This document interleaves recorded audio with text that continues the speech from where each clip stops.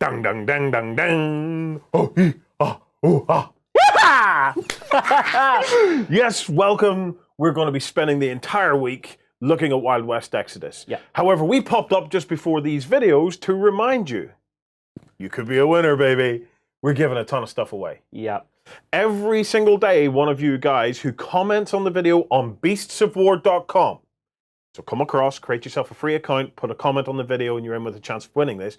Every day, we'll be picking a lucky winner who will win $30 store credit to spend immediately in the Wild West Exodus store. Awesome. So make sure to comment on beastsofwar.com for your chance to be in with that prize. However, we're not finished. At the end of the week, on the Weekender, we're going to be announcing a winner from all the comments on beastsofwar.com, or all the comments on YouTube, or all the comments on Facebook. If you want to be in with a chance of winning, you should probably do all three. Well, hang on. We have to tell them what they could win. The Town Marshal Kickstarter pledge rocks in about $325 worth of stuff.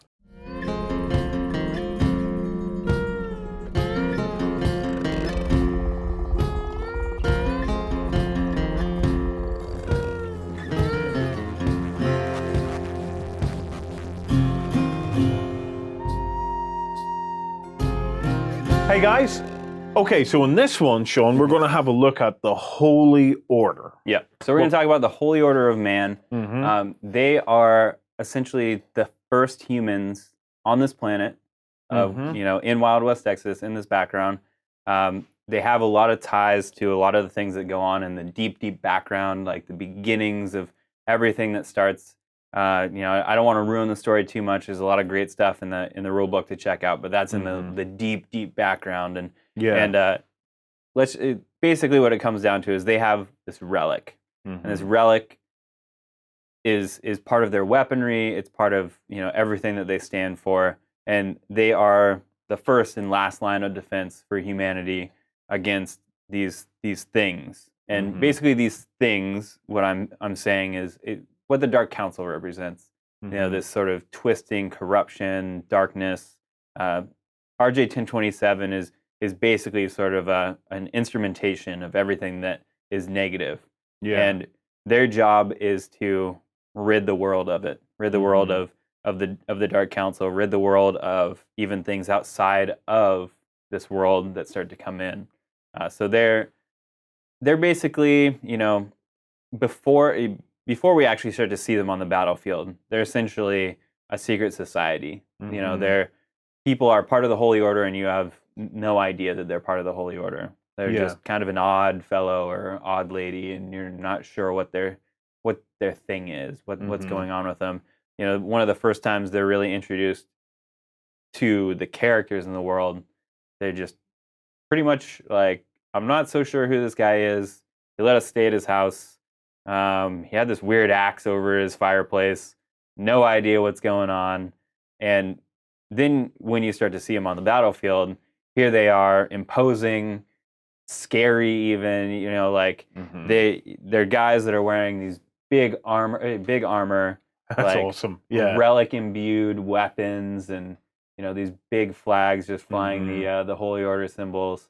And that's what they're here for, is they're here to fight these sort of evil forces that exist in this world and even outside of it. This is one of the all caps. So what's really interesting about the Holy Order is they're probably one of the most structured hierarchies as far as a lot of like outlaws. The difference between a boss and an underboss when it comes to actually living in this world might be a couple decisions made, like okay, like you're like the dude that's killed the most guys, so we'll follow you. But this is more like this is where you stand. This is how long you've been part of the Holy Order. This is how well trained you are. This is how you've proven yourself. These are the things that put you in your place versus others. So you have like kind of at the top of that. You have the Sirkins. So Sirkin Abner is one of the main sort of pieces that we start to talk about in the overall Holy Order background, because he is a leader. He is a major leader for them overall, and is part of the training and part of the overall keeping everything together, keeping everything structured. Then you step, here's here's a boss that we have yet to come out as well. Another one of the Sirkins. She's a little bit less of the of that sort of structured, supportive type, and instead is very combative herself. We saw All-Caparan was the first one I showed with that red armor. He's one of the major ranged weaponry sort of marksman trainers. Then another one that we have is All-Cap Siraj. He's one of the more martial discipline centered all caps, and he's part of the training as well. So it's interesting in the book Bastion, we start to delve deep into this whole world that they live in. They have their headquarters in the Rocky Mountains, a place called the Acropolis, and from there they have a lot of training and a lot of things that start to happen there that build them into how they're existing in this world and how all these things are going on. Here's a little shot of the Acropolis, and just kind of that whole idea. You get a good kind of picture of what that sort of looks like. If you didn't know where that path led to or what that was, you'd have no idea. Yeah. But then for a young initiate, like that is where you go get trained, and that's when you get to become a Spica. Now these guys also have all the blue, blue energies and things like that as well. So the blue is clearly they're not going to be using RJ1027. No, they do not use RJ1027. They use Relic power, and the blue glow comes from that Relic powering. And then they actually have a different mechanic than a lot of other factions. They're incredibly support character based. So when you have All-Caparan on the board, he's boosting everybody's marksmanship. And then when you have Siraj on the board, you're boosting everybody's physical ability. And when you have Sirkin Abner, he's boosting everybody's, both marksmanship and physical ability. And then different characters boost different things across the whole faction, but they don't get to use influence. So that on different rolls, you're just rolling whatever your stat is. So you want to keep that stat down by having that support character. As soon as the other the opposing army starts focusing those pieces, everything starts to lose that overall good ability, and then now you don't have influence. You need to protect them, otherwise it could all start to collapse pretty quickly. You have to protect them, but at the same time, they're some of the strongest characters in your army. So you want to be able to utilize them at the same time as protect them. So that's kind of the balancing acts that you have to play within the faction.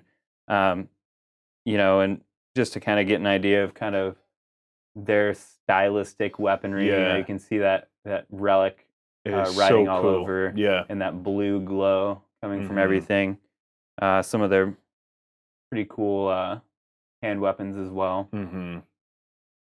It really does. It has a sense of eons behind it, doesn't it? It's and then they still do have their tech that, and yes, that is a red glow that is coming from there, but it's not RJ.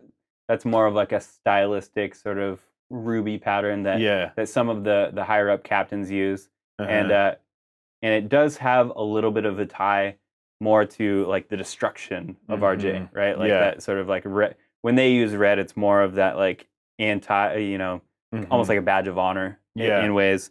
But then you'll see they do have technology that is kind of beyond just that eons old thing. They don't, they're not riding around on white horses and that sort of thing. They've built up technology, using modern in this, modern in this world things and imbuing it with Relic, and allowing them to have things like the Spear of Light, the Pillar of Light, which is their big heavy support piece.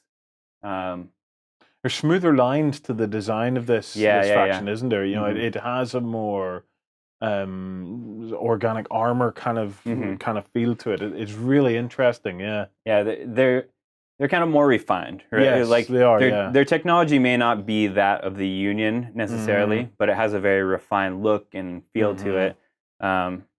Here's their tumbler. Oh, I love that. Like the cool mono wheel look to it. Are these guys the good guys then? Are they? The thing is that they're, once again, it's so hard to be a good guy in the fact that they have this goal and they want to clean the world and they want to get rid of these bad things, and they know that they exist, and they know that they exist, but they're not able to always pinpoint it exactly. So it gets to the point where it's like anybody that they suspect could be a bad guy now comes under their crosshairs. And so they're almost fanatical in this, like, wanting to cleanse the world of these negative things that, Mm-hmm. like, you show even the slightest bit of possibility of corruption, they remove that person, they kill that person. Yeah. So because of that, they're going even beyond that sort of like good guy, and they're becoming, almost xenophobic. It really is a case They're- of the means justifies the end, Yeah. or something like. Yeah, yeah. They really, they don't care how they get there, but they have to. Yeah, They this have to is accomplish what the they mission. have to do. Yeah. And we just kind of started putting them into the world. They're our most recent faction to release, and really their kind of longtime enemy hasn't even been introduced to the game itself yet. We've Yeah. talked about it in the background, but it's not in the game yet.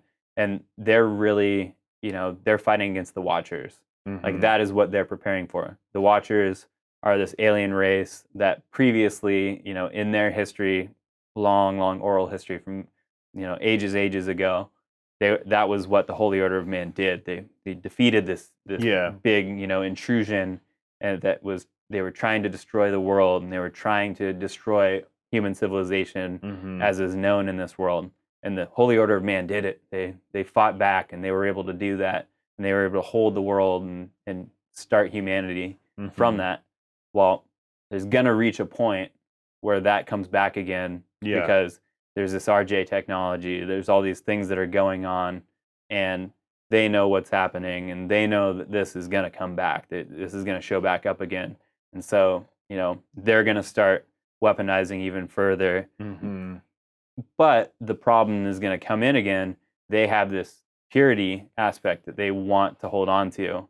And how far do you go to recruit new people Yeah. and get new people involved in, what your goal is, without finding corrupt ones, without something eating from the inside of an organization like this, of a culture like this. Mhm. So that is something that we start to delve into pretty quickly, is what happens if in the Holy Order, if even somebody that has gained some sort of respect and rank in this organization starts to appear to be the thing that they're fighting. So it's the danger within.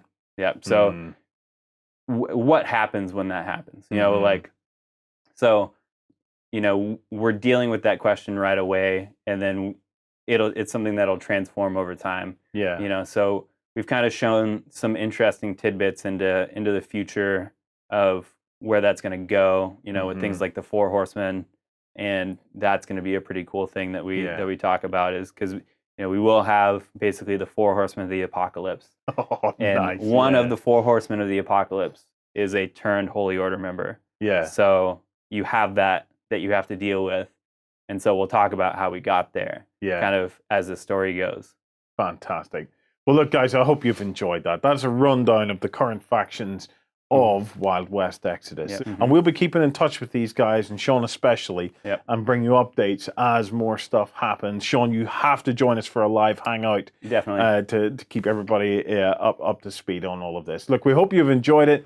I hope that it's enlightened you guys, get the pun, to Hey-o. be able to pick a faction in all of this. It's a great game. We've absolutely loved it. It's allowed us to play with some amazing terrain and to feel really, really cool. Yeah. It's great. Okay, guys, thanks for watching, and enjoy the final part of this Wild West Exodus themed week.